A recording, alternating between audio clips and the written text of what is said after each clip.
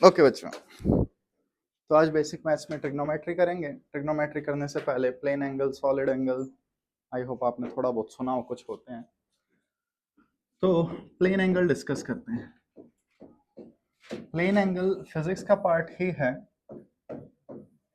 ठीक है। चैप्टर 1 जो है हमारे पास यूनिट्स एंड मेजरमेंट्स, उसमें आता है, लेकिन वहाँ ज़्यादा डिटेल में नहीं दे रखा, तो जितना हमें चाहिए होगा इस चैप्टर को करने के लिए उसे देखते हैं। तो आपके पास क्या है, यहाँ पे सबसे पहले एक सर्कल है। आपने क्या किया, सर्कल में कोई भी एक आर्क ले ली, आर्क का कोई भी पार्ट ले लिया, ठीक है, और उसके एंड पॉइंट्स ज्वाइन कर दिए, और यहाँ एक एंगल बना थीटा। दोबारा देखिए, आपके पास एक आर्क है, इस आर्क का कोई सर्कल होगा, आर्क के दोनों एंड्स को कनेक्ट किया, और यहाँ पे एक एंगल आएगा थीटा। तो this is length of arc, radius. अगर हम लेंथ ऑफ आर्क को रेडियस से डिवाइड कर दें तो जो हमारे पास वैल्यू आएगी उसे हम प्लेन एंगल बोलते हैं। And this is SI unit, तो रेडियंस, ठीक है। ये हमारे पास थीटा का फॉर्मूला होता है। आई होप इतना आपको आइडिया हो। नेक्स्ट, अब कंप्लीट थीटा कितना होता है, पूरा 360 डिग्रीज। यहाँ कंप्लीट एंगल कितना होगा, पूरी लेंथ क्या होती है, 2 पाई आर। तो 2 पाई आर को आर से डिवाइड करो, क्या आएगा, 2 पाई। तो ये हमारे पास आया 2 पाई रेडियंस। अगर यूनिट नहीं लिखी हुई है तो बाय डिफॉल्ट रेडियन ही मानी जाएगी। डिग्री लिखना जरूरी है, रेडियन लिखना नहीं। तो हम यहाँ से देख सकते हैं 360 डिग्री इज इक्वल टू 2 पाई। दोनों साइड 2 से डिवाइड करो, क्या बचेगा, ठीक। सो 180 डिग्रीज इज पाई, और पाई रेडियंस, ठीक है। पाई की वैल्यू क्या होती है, 3.14। कोई भी बच्चा ये नहीं बोलेगा पाई की वैल्यू 180 डिग्री होती है। पाई रेडियंस 180 डिग्री होता है, पाई 3.14। पाई को 3.14 पुट करो तो 1 रेडियन नियरली कितना आएगा, 57.3 डिग्रीज, कुछ इतना, 57.7 भी चल जाएगा, वो देख लेना। सो 1 radian is very much greater than 1 क्या, डिग्री। दोनों में ये रिलेशन होता है। आई होप याद रह जाए।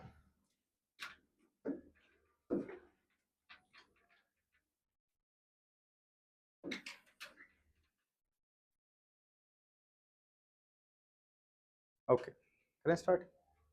आइए, तो सबसे पहले मैंने तुमसे पूछा बताओ 30 डिग्रीज रेडियन में कितना होता है। मैथ वालों को रटा हुआ होगा, पाई बाय 6। बाय वाले डाउट में रहते हैं, बट तरीके होते हैं अपने अपने। एक तरीका unitary method, 180 degree pi radian है, तो 1 डिग्री कितना होगा और 30 डिग्री कितना होगा, ऐसे निकाल सकते हो। दूसरा मेथड, ठीक है, एंगल हमें अगर डिग्री में चाहिए और रेडियन में दे रखा है, तो हम क्या करेंगे, उसे 180 डिग्री बाय पाई से मल्टीप्लाई करेंगे। या फिर अगर हमें एंगल रेडियन में चाहिए, तो आई होप आपका मैथ स्ट्रॉन्ग हो, अलजेब्रा, बाकी टर्म्स को यहाँ भेज दो, तो वो क्या होगा, angle in degree into pi by 180। तो ये हमारा कन्वर्जन रूल है। प्लीज कभी भी पाई की वैल्यू 180 मत रखो। अगर आपको कन्वर्ट करना है तो या तो 180 बाय पाई या पाई बाय 180, इससे मल्टीप्लाई करो। पाई की वैल्यू 180 रखना कुछ केसेस में चल जाता है, बाकी केसेस में बैकफायर ही करेगा। ओके, नोट किया, करें आगे। लेक्चर चल रहा है ना, रिकॉर्डिंग, ओके ठीक है, कभी पता चले लास्ट में हो जाता है कई बार। करें आगे, आइए। हाँ बच्चों, एक बार कुछ एंगल्स जो बार बार हमारे यहाँ रिपीट होंगे, तो एंगल डिग्री में 0 डिग्री, 30 डिग्री, 45 डिग्री, 60, 90 और 120, 180, 270 और 360। ये कुछ एंगल्स हैं जो फिजिक्स में बार बार यूज में आते रहते हैं। ऑफ कोर्स एंगल कोई भी हो सकता है क्वेश्चन में, ठीक है। तो आइए, सबसे पहले हमें यहाँ पे डिग्री में एंगल्स दे रखे हैं और रेडियन में पूछे, तो एक मेथड तो डिग्री को रेडियन में चेंज करना। डिग्री है पाई बाय 180 से मल्टीप्लाई कर दो, तो सारे ऑप्शंस को पाई बाय 180 से मल्टीप्लाई करो, आंसर आ जाएगा। दूसरा एक याद कर लो, 360 डिग्री 2 पाई होता है, ठीक। 180 डिग्री इसका हाफ पाई, 90 डिग्री उसका हाफ पाई बाय 2, 45 डिग्री उसका हाफ पाई बाय 4, ठीक। फिर इन दोनों साइड 3 से डिवाइड कर दो, 360 अपॉन 3 120, तो ये वाला 2 पाई बाय 3। फिर इसका हाफ कर दो 60 डिग्री, फिर इसका हाफ कर दो pi by 6। I hope 0 is 0, ठीक है। ये रह गया, एक बच गया 270, इसकी वैल्यू बताइए। शाबाश, 270 है, पाई बाय 180 से मल्टीप्लाई कर दो, तो ये कितना आ जाएगा 3 पाई बाय 2, या निकाल लो, जैसे भी अपने हिसाब से देख लेना, ठीक। 30 डिग्री और 60 डिग्री दोनों पाई बाय होते हैं। 30 डिग्री छोटा है तो इसका डिनोमिनेटर बड़ा होगा, इसका डिनोमिनेटर छोटा होगा। 3 में 6 आता है, 6 में 3 आता है, जो भी लिखने वाले उससे अपोजिट लिख लो। जैसे भी तुमने याद किया हो, अपने अपने मेथड है, डाउट है तो डिराइव कर लो। करें, ये तो हो गए कुछ कॉमन एंगल जो हम बार बार रिपीट करेंगे। अब नॉन कॉमन एंगल्स कुछ भी आ सकते हैं, कोई भी वैल्यू दी जा सकती है। जैसे मैंने तुम्हें दे दिया 175 डिग्रीज, ये दे दिया। ऑफ कोर्स तुम इसे कैलकुलेट कर सकते हो, आंसर नहीं चाहिए मुझे, बस अप्रोच पे ध्यान रखो। तो बच्चों आ जाओ एक चीज देखते हैं। सबसे पहले मेरे पास स्पीड है 10 मीटर पर सेकंड और टाइम है 3 सेकंड, और ये कांस्टेंट है, तो distance is equal to speed into time. इस पे ध्यान रखिए, क्या आएगा? क्या डाउट है क्या खुद पे? ठीक है। ओके, ये आएगा। हम जब भी मल्टीप्लाई करते हैं हम यूनिट साथ नहीं लिखते।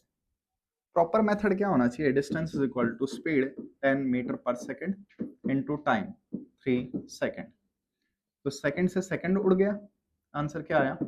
10 मीटर, ठीक। एग्जैक्टली, शाबाश। ठीक है, तो यहाँ पे हम यूनिट लिखते नहीं है क्योंकि हमें पता है लास्ट में यूनिट अपने आप देख लेंगे क्या होती है, लेकिन ये प्रॉपर मेथड। अब मेरे पास 175 डिग्री है और मुझे ये पता है या तो 180 बाई पाई से मल्टीप्लाई होगा या पाई बाय 180 से मल्टीप्लाई होगा। लेट जैसे आपको जल्दी जल्दी में याद नहीं रहा और मैंने गलती से 180 बाई पाई लिख दिया, याद नहीं था, ठीक है। तो आ जाओ, degree into degree cancel out होगी, डिग्री स्क्वायर हो जाएगा। तो यहां से आपको आइडिया होना चाहिए कि आपने गड़बड़ कर दी। ऑन द अदर हैंड अगर मैं इसे लिखूं 175 इंटू पाई, रेडियन था ये, अपॉन 180 डिग्री था, तो आप देख सकते हो डिग्री डिवाइड में आएगी, डिग्री से डिग्री उड़ जाएगा और जो भी आंसर आएगा वो रेडियन में आएगा, ठीक है। On the other hand let just say मेरे पास है 3 पाई बाय 4 रेडियन और मुझे इसे डिग्री में चेंज करना है, ठीक। तो अगर मैं इसे पाई बाय 180 डिग्री से डिवाइड कर दूं, सॉरी ऐसे कर दूं, तो नीचे डिग्री आएगा, हमें डिग्री ऊपर चाहिए। तो आपको आइडिया हो जाना चाहिए कि नहीं, ठीक है, इससे डिग्री नहीं आएगा। यहाँ पे तो हम यूनिट लिखते हैं ना डिग्री में, तो बस एक हल्की सी नजर चली जानी चाहिए। मेरे भी याद नहीं रहता, मुझे बस पाई बाय 180 180 बाय पाई याद है। अब डिग्री चाहिए होता है तो ऊपर डिग्री रख लेता हूँ, ठीक। रेडियन चाहिए होता है ऊपर रेडियन रख लेता हूँ। तो ये मेथड तो हो गया गलत। तो 3 पाई बाय 4 हमें डिग्री में चाहिए तो ऊपर डिग्री आनी चाहिए, और ये पाई, ये भी रेडियन में, ये भी रेडियन में, कैंसिल आउट हो जाएंगे रेडियंस। पाई से पाई उड़ाई, उसके आगे तुम शानी पूछो, कितना आंसर बचेगा? 135 डिग्रीज। बात आई समझ? तो ऐसे चेंज करना है। अब बताओ क्वेश्चन, पाई डिग्रीज ये मैंने तुम्हें दे दिया, इसके वैल्यू रेडियन में बताना, प्लीज ट्राई।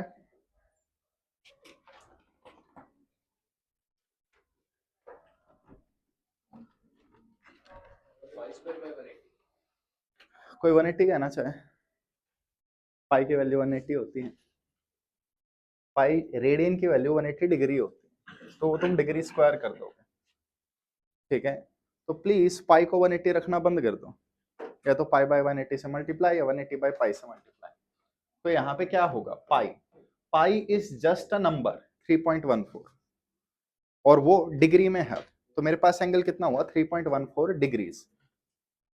इसे हम किससे मल्टीप्लाई करेंगे 180 by sorry pi by 180, degree से डिग्री उड़ी, क्या बचा पाई स्क्वायर बाय 180। फ्यूचर में देख लेना पाई स्क्वायर की वैल्यू 9.8 के आसपास होती है और वी कुड टेक इट 10। कहीं पे आगे जी आ जाए, एक्सेलरेशन ड्यू टू ग्रेविटी, तो हम फिजिक्स में पाई स्क्वायर को जी के इक्वल लेके चल देते हैं, तो पाई स्क्वायर की वैल्यू आप 10 रख सकते हैं मैक्सिमम केसेस में, ठीक है? मल्टीप्लाई करने से बेटर है, फिजिक्स में पाई स्क्वायर कई जगह यूज हो जाता है, खासकर एसएचएम वाले चैप्टर में, तो ये चीज थोड़ी देख लेना।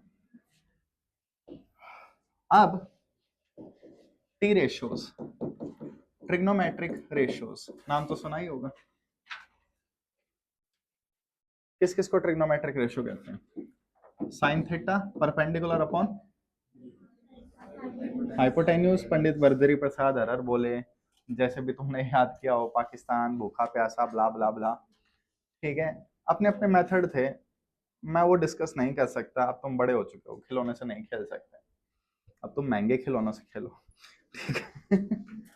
तो आइए यहाँ पे साइन का रेसिप्रोकल क्या होता है, कोसेक। तो अगर मैं तुम्हें दे दूं जैसे कोसेक 180 डिग्री, मान लो मैंने दे दिया, और तुम्हें इसकी वैल्यू नहीं पता, तो कोई बात नहीं, मुझे भी नहीं पता, मैं पहले से साइन में कन्वर्ट कर देता हूँ, ठीक है? 6 ट्रिग्नोमेट्रिक फंक्शन है, हम 3 की वैल्यू निकालना सीखेंगे, बाकी 3 रेसिप्रोकल से आ जाएंगे।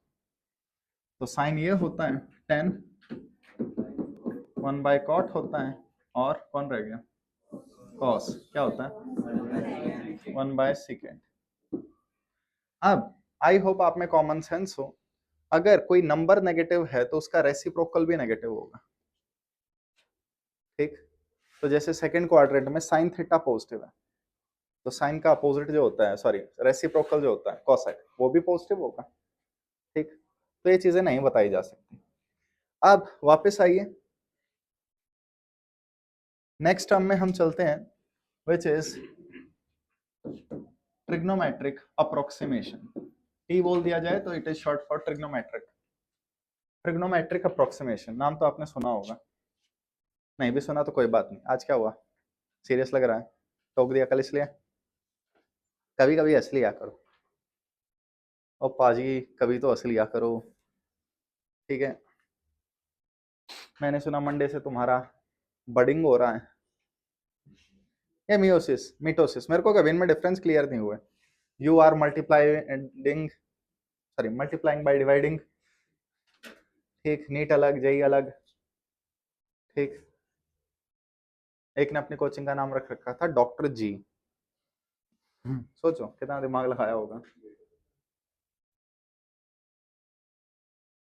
डॉक्टर JEE, किसी के ना समझ में आया हो, मैं यार मान गए, ठीक है? कितना दिमाग लगाया। नीट जी, सोचो कोई सिर्फ इंजीनियरिंग पढ़ाता हो, जी जी, ठीक है? ट्रिग्नोमेट्रिक अप्रोक्सीमेशन, इसे स्टार्ट करने से पहले बच्चों मेरे पास एक ट्राइंगल है, ये ट्राइंगल, आई होप आपको प्रॉपर्टी पता हो, ठीक? अगर मैंने इसे थीटा मान लिया तो ये वाली साइड को क्या कहेंगे, बेस, परपेंडिकुलर, हाइपोटेन्यूज।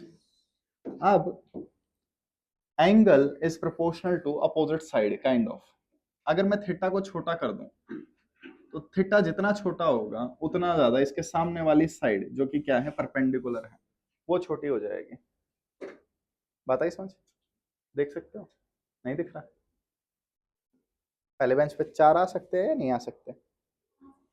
यहाँ बैठ जा बच्ची, ये चीजें बताने की होती हैं। जल्दी बैठ, कूद के आ, सास बहू का सीरियल नहीं है ये, ठीक है? देखो एक रामपुरी रखा करो और एक देसी कट्टा, किसी को भी पूरी खिला दी काफी सारी, अब कट्टे में बंद कर लिया। जिसे प्रॉपर मीनिंग पता है तुम गलत डायरेक्शन में जा रहे हो, हाँ, एनीवन, रामपुरी क्या है? किसे रामपुरी कहते हैं?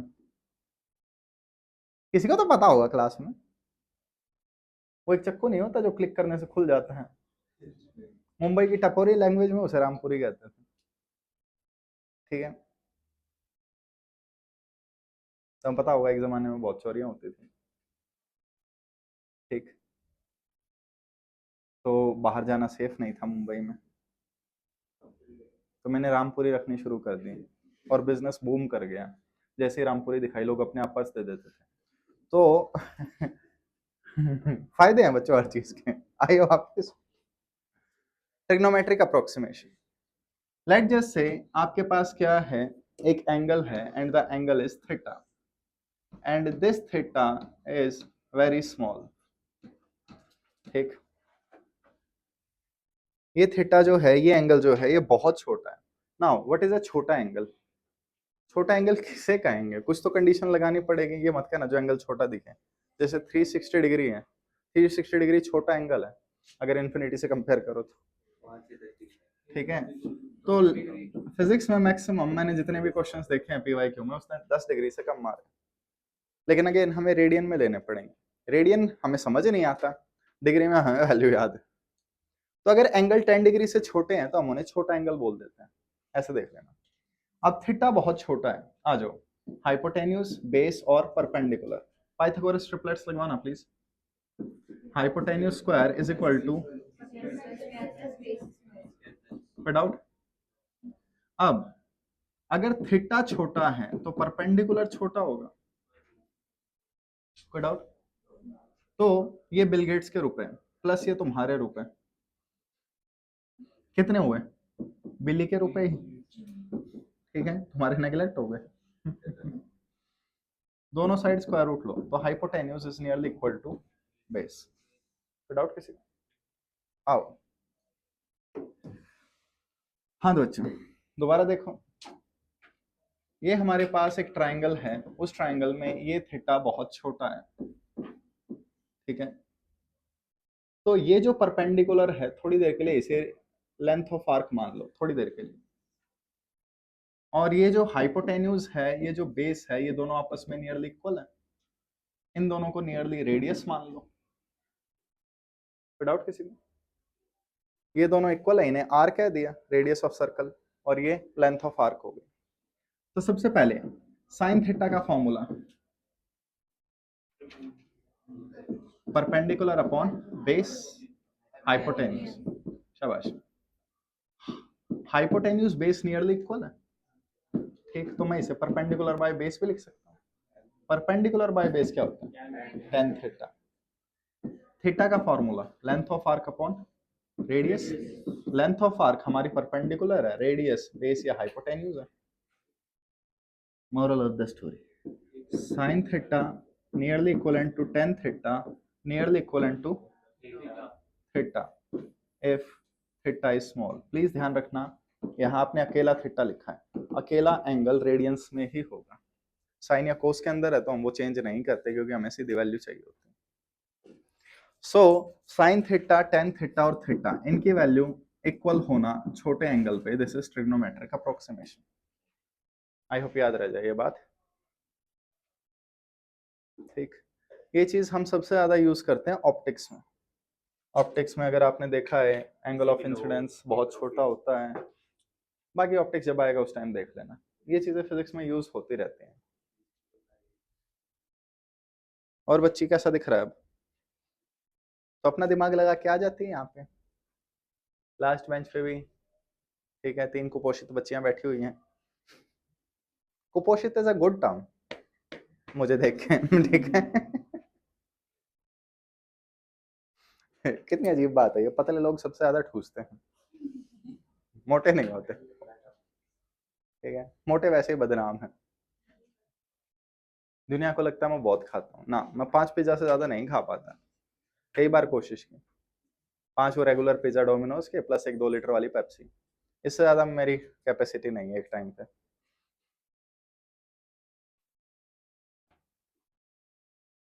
कोई नहीं बच्चों, होता है। लेकिन ये पतले पतले लोग एक पिज्जा की 12 स्लाइस खा जाते हैं। ठीक है, जबकि मैं उसी पिज्जा की 2 स्लाइस ही खा पाता हूँ, टोटल 2 ही बनेंगे ना। सोचिएगा आप लोग, दिमाग लगाइएगा कभी। आइए, हाँ तो बच्चों, अब एक चीज देखो, cos theta is equal to 1 minus 2 sine square theta by 2, ये एक आइडेंटिटी आएगी, हाफ एंगल आइडेंटिटी, बाद में यूज करूंगा। तो अगर थीटा छोटा है तो मैक्सिमम केसेस में तो हम cos थीटा को 1 रख देते हैं, लेकिन जब आप एसएचएम वगैरह वाला चैप्टर करेंगे तो cos थीटा को हम 1 माइनस थीटा स्क्वायर बाई 2 रखेंगे। तो ट्रिग्नोमेट्रिक अप्रोक्सीमेशन ये फिजिक्स में बार बार चलता रहेगा, थोड़ा सा ध्यान दे लेना।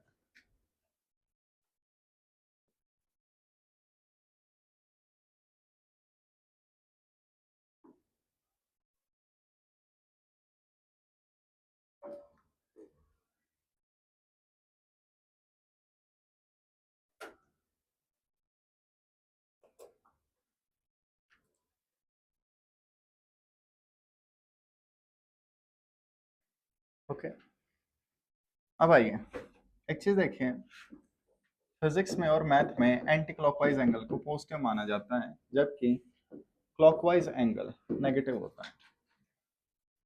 लेकिन ये अलग बात है, आप साइन कन्वेंशन फिजिक्स में चेंज कर सकते हो, बस एक डायरेक्शन को पॉजिटिव ले लिया तो उससे अपोजिट डायरेक्शन नेगेटिव होनी चाहिए। अब देखिए, जब भी हमने एंगल्स बनाए, मान लो मैं 30 डिग्री एंगल दिखा रहा हूँ, तो मैंने 30 डिग्री ऐसे दिखाया, 90 डिग्री एंगल दिखा रहा हूँ तो 90 डिग्री ऐसे दिखाया, 150 डिग्री दिखा रहा हूँ तो 150 डिग्री ऐसे दिखाया। तो आप जब भी एंगल्स दिखाते थे, एंगल्स ऐसे मूव होते थे, ऐसे एंटी क्लॉकवाइज, तो एंटी क्लॉकवाइज को हम पॉजिटिव लेते हैं। अगर फिजिक्स में मैं यही चीज दिखा दूं कि हाँ भाई एक एंगल ऐसे जा रहा है, तो मुझे इस रेफरेंस लाइन से, इस प्लस एक्स एक्सिस से नीचे मूव करना पड़ेगा और इसकी वैल्यू अब मुझे नेगेटिव ट्रीट करनी पड़ेगी। ये अलग बात है, हम मैग्नीट्यूड से काम चला लेते हैं मैक्सिमम जगह। तो आई होप ये बात आपको याद रह जाए। अब वापस आइए,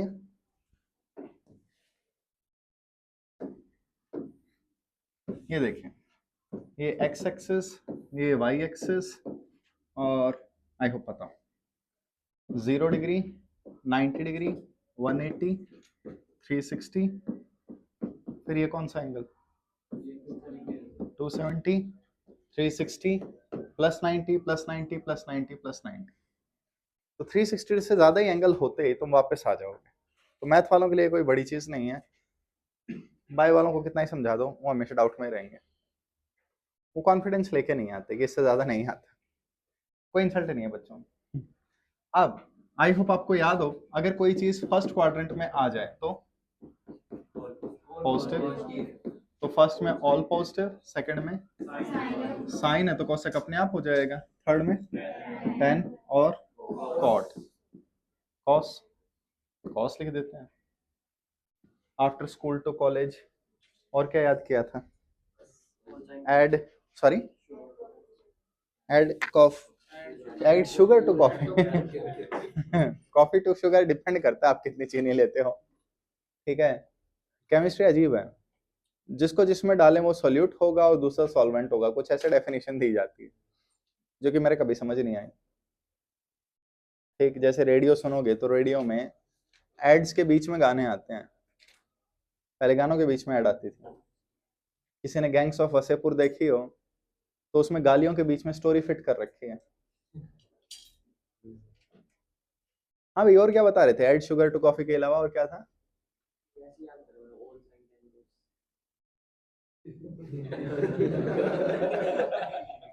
ये मैंने कभी नहीं सोचा। ऑल साइन टेन कॉस, ये तो सीधा बन रहा था। प्लीज, हम उस जमाने से उभर चुके हैं कि आपको ऐसे याद करने की जरूरत पड़े। ओके, हाँ तो बच्चों, सबसे पहली बात, सेकंड क्वाड्रेंट में एंगल कब जाएगा, जब वो ऑब्ट्यूज होगा या उसकी वैल्यू 90 से 180 के बीच में हो। तो ये चीजें अपने आप देखो। अब चेंज कैसे करें, तो कुछ एग्जांपल्स देख लो, बाकी तुम कर लेना। चेंज आप किसी भी तरीके से कर सकते हैं, हमेशा कोशिश करना उसके एंगल को 180 या 360 में ब्रेक करो। एग्जांपल, मेरे पास 120 डिग्री है, कौन से क्वाड्रेंट में?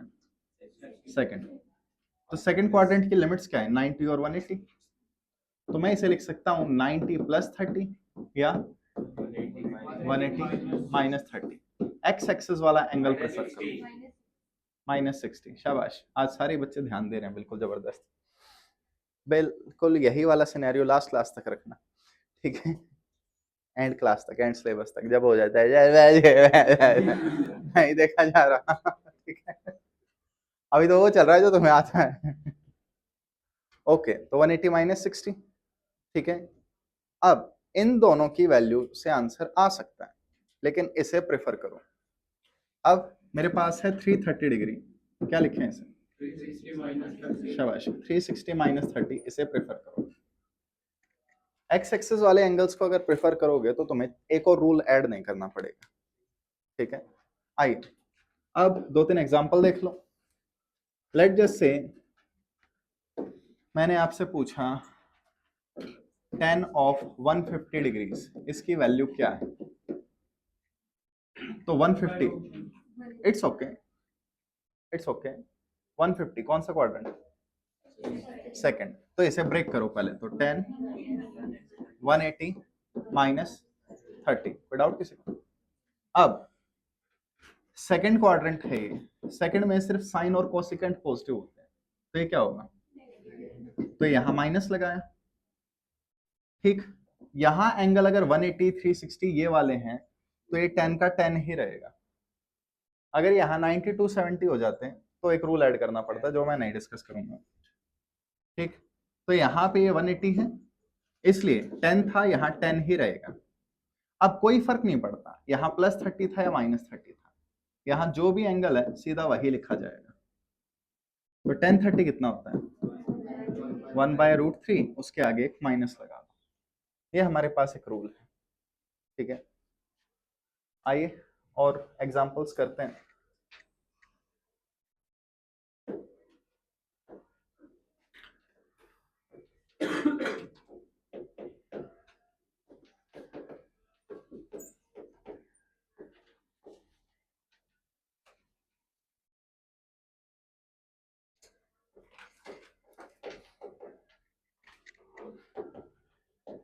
एक बार प्लीज ये ट्राई कीजिए, सिंपल वाले ही हैं, ठीक है? और एंगल्स दूंगा, एक बार हल्का सा तुम ट्राई करो। ये 3 एग्जांपल मैं देता हूँ, फिर 10 एक एग्जांपल मैं लिखवा दूंगा और फिर तुम लोग बताना क्या आंसर आ रहा है। डरो मत बच्चों, सिर्फ घबराओ, ठीक है?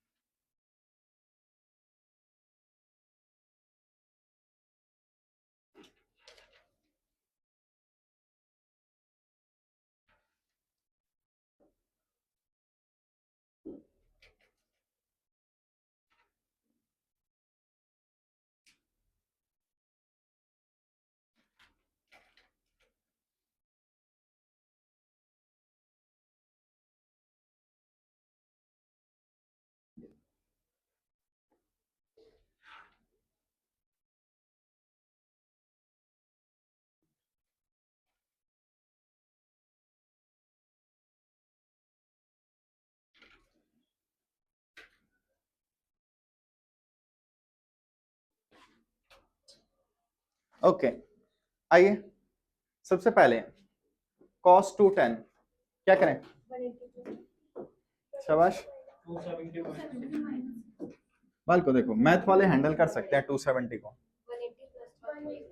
ठीक है? 270 से आंसर निकल सकता है, मैं मना नहीं कर रहा, मैं बस एक्स्ट्रा रूल्स ऐड नहीं करवा रहा। आइए तो इसे लिखेंगे हम cos 180 प्लस 30, कोई डाउट? ठीक, 180 प्लस कौन सा क्वाड्रेंट? थर्ड। थर्ड में cos नेगेटिव होता है, माइनस cos है तो cos ही लिखा जाएगा, कोई फर्क नहीं पड़ रहा है यहाँ प्लस है या माइनस है, जस्ट 30 cos 30 √3/2, एक माइनस का साइन। फिर नेक्स्ट साइन 330 360 माइनस 30, कौन सा क्वाड्रेंट? फोर्थ। फोर्थ में साइन नेगेटिव साइन है, साइन ही रहेगा, और यहाँ 30 किसका, आओ इसका आगे देख लेना। लास्ट वन cos 420, तो ये फर्स्ट क्वाड्रेंट में घूम के वापस आ जाएगा, तो 360 प्लस 60। फर्स्ट क्वाड्रेंट में कोई भी कबूतर हो पॉजिटिव रहता है। आगे तुम देख लेना। आई होप इस टाइप के क्वेश्चंस कर सकते हो, कोई ज्यादा वो नहीं है, एग्जांपल वगैरह और नेक्स्ट क्लास में देख लेंगे। क्या हुआ दुखी आत्माओं?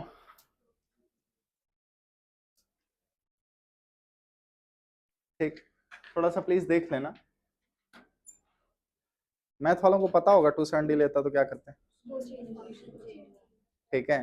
तो वो एक रूल होता है, को है तो हटा दो, नहीं है तो लगा दो, आपको वो एक रूल एक्स्ट्रा ऐड करना पड़ता है, ठीक। तो उस एक्स्ट्रा रूल के चक्कर में हम जाते ही नहीं है। 180 360 लेंगे तो साइन है तो साइन ही रहेगा, अदरवाइज उसे चेंज करना पड़ता है। अब आइए देखिए एक स्पेशल ट्राइंगल जो फिजिक्स में बहुत ज्यादा यूज होती है, मैथ में नहीं देखने को मिलेगी, ठीक है। तो ये एक हमारे पास ट्राइंगल है जिसकी, ठीक है, एक एंगल 90 डिग्री होगा।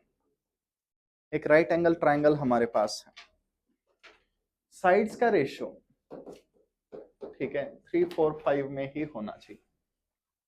मल्टीप्लाई किसी भी नंबर से कर दो, ठीक है, 15 20 25, चाहे ऐसी साइड ले लो, बात वही बनेगी।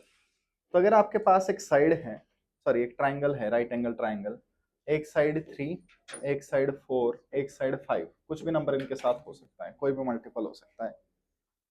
तो सबसे बड़ी साइड कौन सी है? 5, इसके अपोजिट सबसे बड़ा एंगल होगा 90। फिर सबसे छोटी साइड 3, इसके अपोजिट सबसे छोटा एंगल होगा, ये एंगल एग्जैक्टली 36.9 डिग्रीज होता है, जिसे हम नियरली 37 डिग्री ले लेते हैं। एनसीईआरटी में इसे 36.9 लेके कर रहे हैं। अब टोटल में से सब्ट्रैक्ट कर दो, तो ये वाला एंगल कितना बचेगा? ये एंगल 53.1 डिग्रीज होता है, इसे हम नियरली 53 लेके सॉल्व करते हैं। तो फिजिक्स में बहुत ज्यादा वैल्यूज यूज होती हैं, जैसे साइन 37, तो एक ट्राइंगल बनाओ, उसमें ये साइड 37 ले ली। हाँ बच्चों बताओ, 37, ये 37 सबसे छोटा एंगल, ये 3, ये 4, ये 5, कोई प्रॉब्लम? अगर मैंने इसे 37 मान लिया तो मुझे इसे बेस मानना पड़ेगा, ठीक। तो परपेंडिकुलर ओवर हाइपोटेन्यूज 3/5 ऐसे। तो ये दो एंगल हमारे पास 37 53 और एक्स्ट्रा होते हैं। अगर तुम्हें कभी भी ऐसे एंगल्स पे वैल्यू निकालनी पड़ जाए तो यहां से देख लेना। वैसे तो नीट जेईई में जब भी इन पे मैंने क्वेश्चन देखे हैं, साइड में ब्रैकेट में वैल्यू लिख देते हैं, sin 37 इतना, tan 37 इतना, इस टाइप से, बट तुम उनके भरोसे नहीं रह सकते। लेट जस्ट से किसी क्वेश्चन में मैंने पूछ लिया sin 33 डिग्रीज की वैल्यू, तो मैथ वाले हो सकता है कोई खतरनाक से आइडेंटिटी लगा के निकाल भी दें इसकी वैल्यू, लेकिन हम नहीं निकाल सकते नॉर्मल केसेस में। तो मैं क्या करूंगा, मैं sin 30 की वैल्यू देखूंगा। sin 30 की वैल्यू क्या है? 1/2.5। फिर मैं sin 37 की वैल्यू देखूंगा, कितनी है? 0.6, 3/5। और मुझे पता है 33 इन दोनों के बीच का कबूतर है, तो इसकी वैल्यू 0.55 कुछ ऐसे होगी, ठीक है। तो कई क्वेश्चंस में ऐसी अजीब सी वैल्यू आ जाती है, इंजीनियरों में देखा होगा न्यूमेरिक टाइप में कई बार ऐसी तैसी हो जाती है। तो वो एक रेंज दे देते हैं कि यहाँ से लेकर यहाँ तक कोई भी अगर आपने न्यूमेरिक में वैल्यू पुट की है, हिट की है, तो वो सारी वैलिड है। तो ऐसे आपको एक हल्का सा आइडिया लेके ऐसे करना पड़ेगा, ठीक है। जैसे एक क्वेश्चन में मैंने वैल्यू देखी थी tan इनवर्स 2, ठीक, इनवर्स ट्रिग्नोमेट्री है, यानी tan के कौन से एंगल पे 2 वैल्यू आ सकती है। तो यहाँ पे मुझे भी नहीं पता एग्जैक्टली कितने एंगल पे आएगी, लेकिन मैं आइडिया लगा सकता हूँ। tan के 90 डिग्री के एंगल पे कितनी वैल्यू आती है? tan 90 infinite. tan की सबसे बड़ी वैल्यू कौन सी है हमें पता है, 45, 53, 60, 10, 60 की वैल्यू पता है ना आपको, √3। जिनके पास मैथ है वो 1075 की वैल्यू निकाल सकते हैं। 1075, 10a + b, 45, 30 उनसे। तो आपको सीधा सा पता है ये 1.7 है, ये इन्फिनिटी है, और ये 2 है। तो साफ साफ दिख रहा है इसकी वैल्यू 60 से 90 के बीच में किसी एंगल पे आएगी। अगर आपने 75 की वैल्यू निकाल ली तो आप और श्योर हो। तो कई बार आपको ऐसे करना पड़ेगा, ठीक है, कि अगर आपसे कोई वैल्यू नहीं निकल रही है तो उसे आइडिया से निकालना पड़ेगा कि हाँ भाई इतनी वैल्यू होगी, उससे आंसर पास भिड़ाने पड़ेंगे। मैथ में तो ऐसा कई बार बेकार कैलकुलेशंस में देखा है मैंने होता हुआ। तो बाकी तुम शाणे हो, ठीक है, करें आगे। अब कुछ आइडेंटिटीज। पहली sine a + b। I hope सबको रटी हुई हो ये वाली, तो ठीक है, बताइए।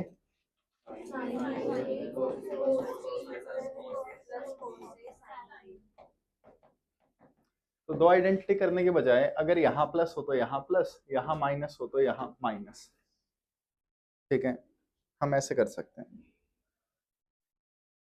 अब जो अजीब अजीब एंगल हो गए, जैसे 15 डिग्री हुआ तो इसे 45 - 30 लिख सकते हैं। 75 डिग्री हुआ 45 + 30 लिख सकते हैं। तो मैं sin 15, cos 15, tan 15 इनकी वैल्यू पूछूं तो वो ऐसे ही निकाली जाती है, ठीक है। प्लीज दो एंगल वो लेना जिनकी वैल्यू आपको पता हो, जैसे 45 और 30 इनकी वैल्यू हमें पता है, ठीक। अब अगर मैं दे दूं तो मैं मान लो मैंने दे दिया sin 105 डिग्री, इसकी वैल्यू बताओ। तो 105 पे ऐसी तैसी हो जाएगी, ठीक। 60 + 45 एग्री कर रहा हूं मैं। 90 + 15 तुम सोच सकते हो, 90 + 15 गलत नहीं है, लेकिन 90 की वैल्यू हमें पता होगी, 15 की नहीं पता होगी। हो सकता है कभी किस्मत साथ ही ना दे, तुम्हारे दिमाग में नंबर से ना आए, तो 90 + 15 लिखा, 15 की और किसी तरीके से निकाल लो अगर तुम्हारा दिमाग काम नहीं कर रहा है तो। बाकी दिमाग काम करना चाहिए ऐसे में। तो ये जो बीच की वैल्यूज होती हैं वो भी हम यहाँ से निकाल सकते हैं।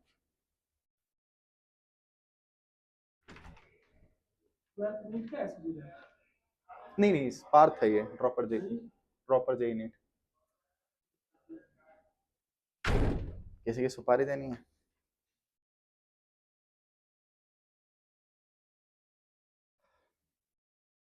ओके। सिमिलरली कॉस की आइडेंटिटीज बताइए। आपको पता ही होगा कॉस एक साथ कॉसता है, ठीक है। साइन अल्टरनेटिव में sin a + b, sin a cos बा, cos बा, cos a sin बा। ये बिहारी है या भोजपुरी है, पता नहीं कौन सा एक्सेंट पिक करने की कोशिश की थी मैंने। आइडेंटिटी बताइए। cos a cos b, शाबाश। आई होप आपको पता हो फर्स्ट क्वाड्रेंट में cos डिक्रीजिंग फंक्शन है। cos की बड़े एंगल पे छोटी वैल्यू आती है, इसीलिए प्लस माइनस में कन्वर्ट हो जाता है। साइन इंक्रीजिंग फंक्शन है, बड़े एंगल पे बड़ी वैल्यू ही आएगी, ठीक है। तो इसे थोड़ा देख लेना, अगर यहाँ माइनस हो तो यहाँ प्लस हो जाएगा, ओके। एक बार एक एग्जांपल ले लो, सॉरी cos 75, जरा वैल्यू बताना। 45 + 30, एक ये निकाल ही दो प्लीज इसकी वैल्यू।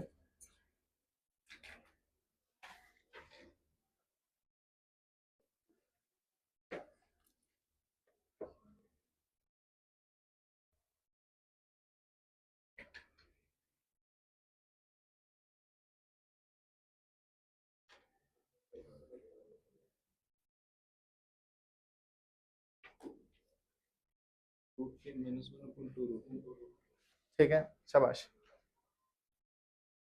तो आंसर क्या आया? √3 - 1/2 √2।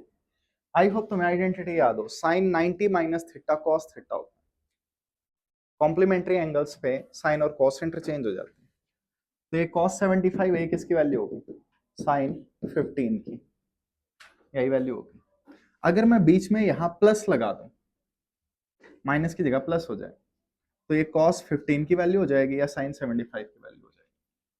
तो तुम्हारे दिमाग में एक बार ये वैल्यू रहनी चाहिए, क्योंकि जेईई मेंस के एक न्यूमेरिकल में मैंने देख रखा है कई बार बच्चों का आंसर ही आ जाता है और वो सोचते रहते हैं कौन सा एंगल होगा, तो इस एंगल पे हमें एग्जैक्ट वैल्यू मिल जाती है। तो जब भी √3 √2 दिख जाए वहां आइडिया लगा लेना ये 75 या 15 हो सकता है। अब इन दोनों आइडेंटिटीज को हम डिवाइड कर दे तो 10a + 10b की आइडेंटिटी बन जाएगी। तो आइए 10 of a + b बताइए, 10a + 10b। अब एक चीज देखो, ये आइडेंटिटी मेडिकल में कभी यूज होती नहीं देखी मैंने, एक क्वेश्चन का पार्ट, ठीक है। ये आइडेंटिटी इंजीनियरों को वैसे ही रट जाती है, मेडिकल वालों के काम की नहीं है, आपको याद करने की जरूरत नहीं। बस एक चीज देख लीजिए, हम बैंकिंग वाले टॉपिक में मैक्सिमम स्पीड निकालते हैं, ठीक। एक रोड है थोड़ा सा टेढ़ा है, उस पर ज्यादा से ज्यादा स्पीड क्या होगी, आंसर होता है RG 10 phi + μs upon 1 - μs 10 phi। μs को हम एंगल ऑफ रिपोज बोल सकते हैं। अगर हम ये वैल्यू यहाँ रखते हैं इस बैंकिंग वाले टॉपिक में तो 10a + b की आइडेंटिटी आ जाती है। सिर्फ एक ही क्वेश्चन होता है, इस पर क्वेश्चन बन सकता है लेकिन मुझे नहीं लगता मेडिकल वालों के किसी काम का है। इसके अलावा फिजिक्स में ये आइडेंटिटी यूज नहीं होती। जस्ट इन केस कहीं पे 10a + b की आइडेंटिटी यूज हो जाए तो 10 क्या होता है, साइन बाय कॉस, तो sine a + b cos a + b, ये आइडेंटिटी लगा दो जो तुम्हें याद होगी, इससे अपना आंसर निकाल लेना। मेडिकल वालों को बोल रहा हूँ, टेंशन ना लो, ठीक। थोड़ा सा मैथ देखते हैं, मेडिकल वाले डर जाते हैं, गलती उनकी नहीं है। बायो वाले मैक्सिमम बायो क्यों लेते हैं, क्योंकि उन्हें मैथ पसंद नहीं, और मैथ वाले मैक्सिमम मैथ क्यों लेते हैं, क्योंकि उन्हें बायो पसंद नहीं। बहुत कम बच्चे मैथ की साइड इसलिए जाते हैं क्योंकि उन्हें मैथ पसंद है। और दूसरा टीचर का भी इम्पैक्ट होता है, स्कूल वगैरह में कौन टीचर था, क्या पढ़ाता था, कैसा पढ़ाता था, उसकी वजह से मैक्सिमम बच्चे या तो उसकी तरफ चले जाते हैं, उससे भाग जाते हैं।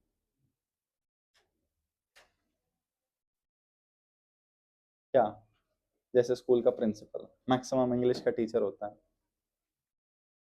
या किसी के और भी किसी सब्जेक्ट का था, फिजिक्स का था, फिजिक्स का और प्रिंसिपल साइको होगा, ठीक था, साइको था,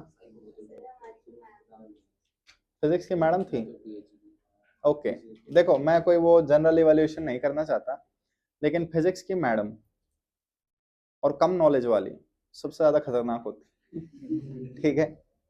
मैंने मैक्सिमम क्या देखा है स्कूल कॉलेजेस में, अगर किसी टीचर को कम आता होगा ना तो वो बच्चे को ज्यादा डांटता होगा कि कहीं ये पूछ ना ले कुछ, तो इससे पहले इसे नीचा फील करवा दो कि इसको कुछ आता नहीं है। अपार्ट कई बार कुछ टीचर्स की आदत भी हो जाती है, कई नॉलेजफुल भी इरिटेट हो जाते हैं, उन्हें कंपनी पसंद नहीं होती, वो भी सबको डांट देते हैं। लेकिन मैं अपने एक्सपीरियंस से बता रहा हूँ, जैसे आपके नॉर्मल टीचर्स हो गए और फिर लैब असिस्टेंट हो गए, टीचर ठीक होगा, लैब असिस्टेंट में पता नहीं कौन से जमाने का गुस्सा भरा पड़ा है। ये ऐसे कॉम्बिनेशन बन ही जाते हैं। एक हमारा एचओडी था घंटा, कोई फर्क नहीं पड़ता था उसे, कुछ भी बोल दो, ठीक, आराम से बात करता, सब कुछ बता देता, मस्त आदमी था। उसके नीचे एक हेड मैडम थी, पता नहीं उसे क्या ऐसी नॉलेज थी कि इतना गुस्से में रहती थी। होते हैं कई लोग, ठीक है। क्या हो गया, जिंदगी के कटु सत्य याद दिला दी है। जैसे तुम्हारे साथ कभी हुआ हो, कोई नया टीचर आया और उसने पहले दिन सब बच्चों का इंट्रोडक्शन पूछा हो, एक एक पूछ के कि हाँ बेटा तेरा नाम क्या है, तेरा नाम क्या है, हुआ है कभी? नहीं हुआ? स्कूल में टीचर ही चेंज नहीं होते होंगे। अगर किसी क्लास में ऐसा हुआ है तो वो टीचर ना प्रिपेयर करके नहीं आया, उसे पता नहीं पढ़ाना क्या है और वो टाइम पास कर रहा है। ये मेन रीजन था नाम पूछने का। ये मुझे टीचिंग स्टार्ट की जब पता चला कि हाँ भाई बात ही होती है, ऐसे लेक्चर पास किया जा सकता है, और मैं भी लेक्चर ही पास कर रहा हूँ। आइए वापस आगे चलते हैं, ठीक। फिर इसके बाद हमारे पास क्या है, हाफ या डबल एंगल आइडेंटिटीज। एक मिनट, क्लास कब तक है? 20 तक ना, ओके।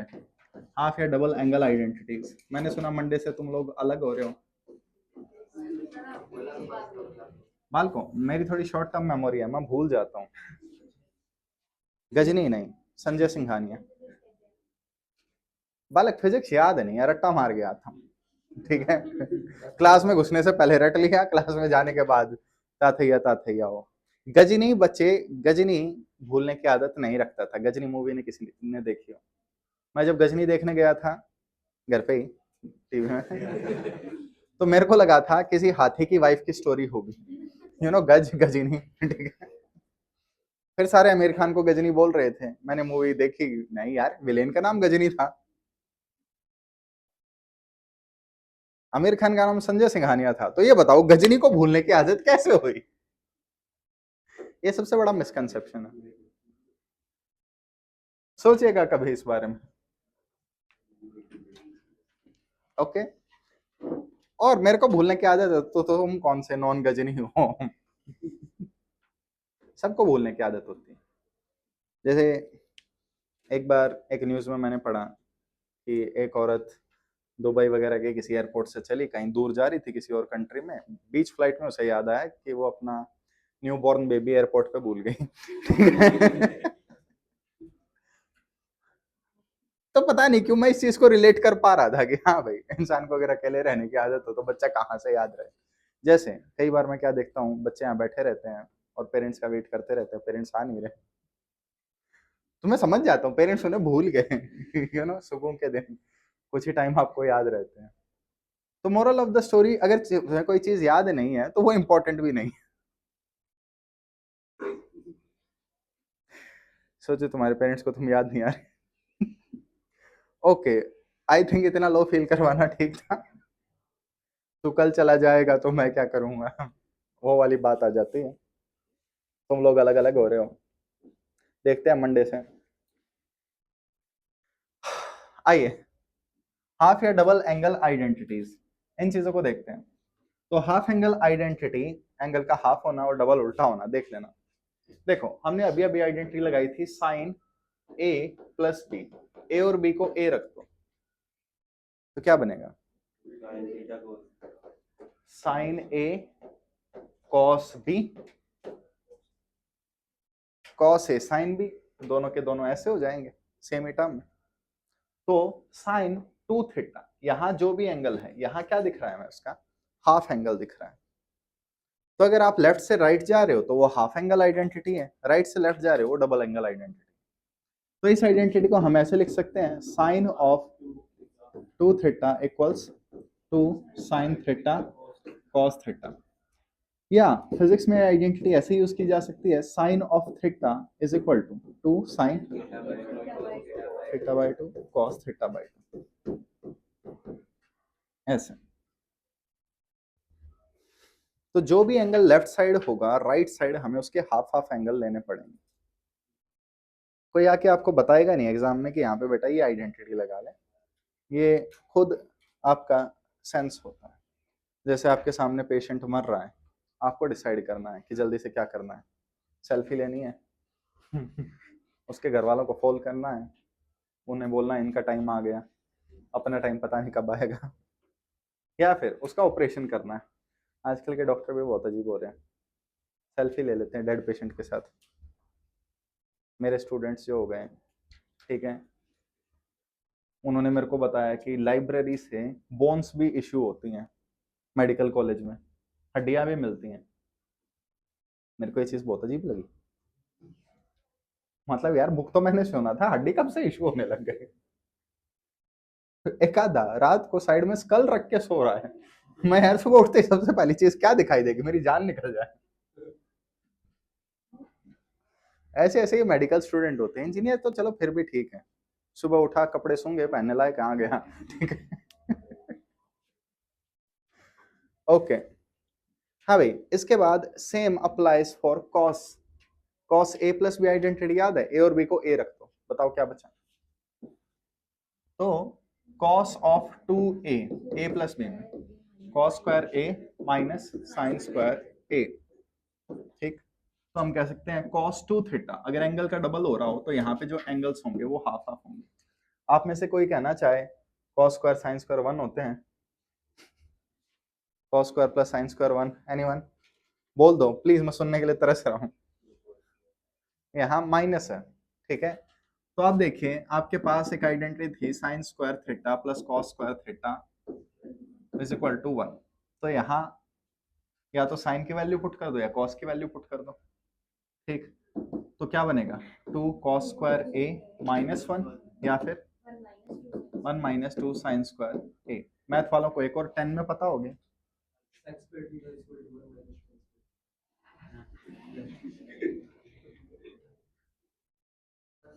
मैं शायद बालक, मेरा मैथ इतना खराब तो नहीं है कि मैं इस आइडेंटिटी को सही बोलूं।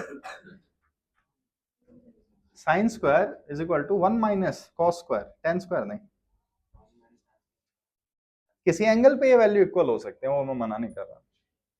हाँ भाई आइए वापस। तो यहां से सब्सटीट्यूट करके आइडेंटिटी प्रूफ की जा सकती है। एक चीज देखें, सबको साइन से डिवाइड कर दो, साइन स्क्वायर से क्या बचेगा, 1 + cot square is equal to cosecant.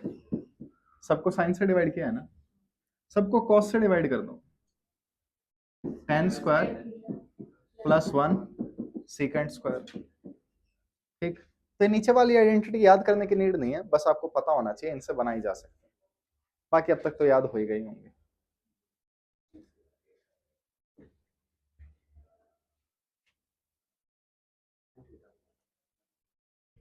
Okay, करें आगे।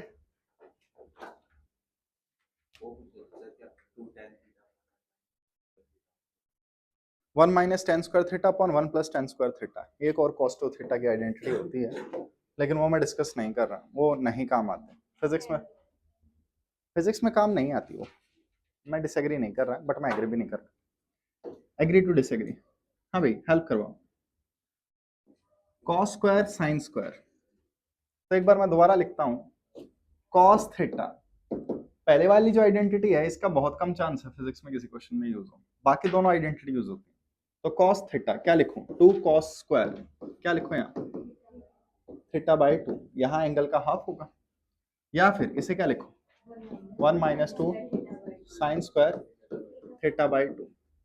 हाँ बच्चों हेल्प करवाओ, ये किसके इक्वल होगा, ठीक। तो प्लीज देख लेना, अगर तुम्हें कहीं 1 + cos थीटा लिखा मिला है तो हम उसे 2 cos स्क्वायर थीटा बाई 2 कह सकते हैं। तो उसे क्या कह सकते हैं,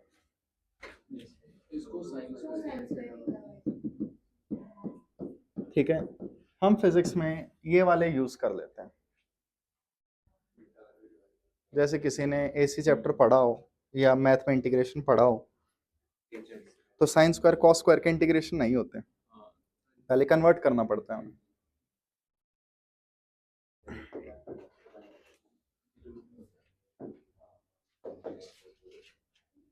आइए वापस,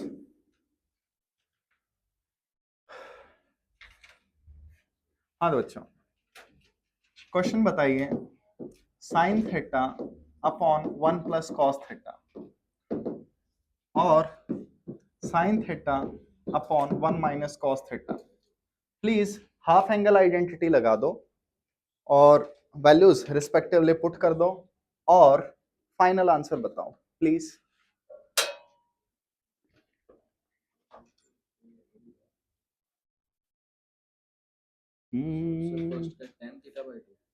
और सेकंड बाल को करो, कुछ तो करो।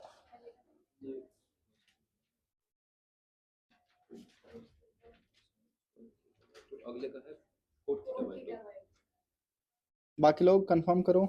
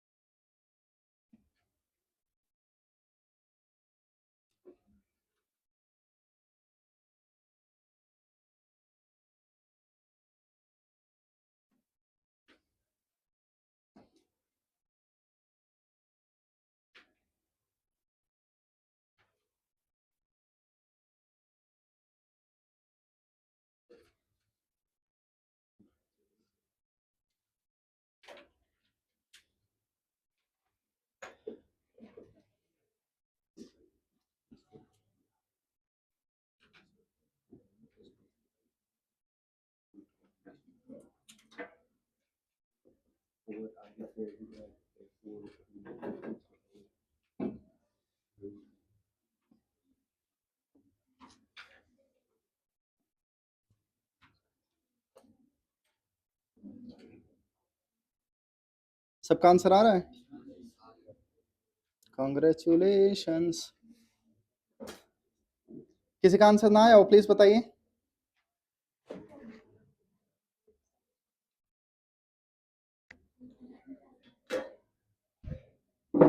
Okay, 2 sin theta by 2 cos theta by 2 cos square theta by 2, तो ऊपर sin थीटा बाई 2 बचेगा, नीचे cos थीटा बाई 2, सारा कैंसल आउट, तो answer tan of theta by 2। Same here, लेकिन यहाँ ऊपर cos नीचे sin बचेगा, cot of theta by 2।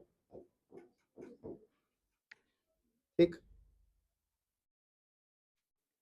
Okay, change करें। Next one is negative angle identities.